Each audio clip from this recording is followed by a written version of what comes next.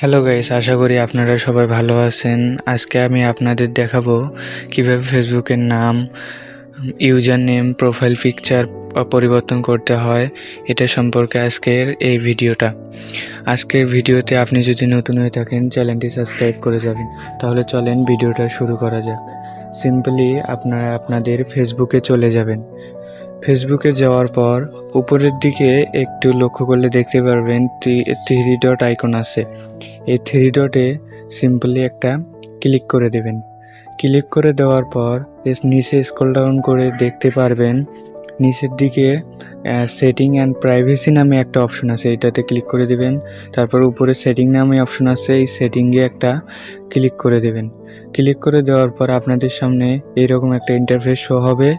এইখানে আপনারা personal details নামে একটা অপশন পাবেন, এই ডিটেলসে একটা ক্লিক করে দেবেন। ক্লিক করে দেওয়ার উপরে তাকালে দেখতে পারবেন একটা প্রোফাইল অপশন আছে। এই প্রোফাইলে একটা সিম্পলি আপনারা আপনাদের হাত দিয়ে ক্লিক করে দেবেন। তারপর আবার আপনার ফেসবুকের যে লোগোটা আছে এই লোগোটা শো করবে।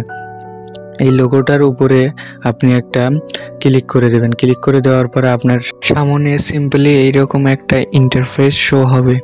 আর তারপর আপনারা আপনাদের নাম পরিবর্তন করতে চাইলে পরিবর্তন করতে পারবেন, আরও বাকি কিছু আছে পরিবর্তন করতে পারবেন। আপনি যদি এই ভিডিওটা দেখে উপকৃত হন তাহলে আমাকে লাইক, কমেন্ট, সাবস্ক্রাইব করে পাশে থাকবেন।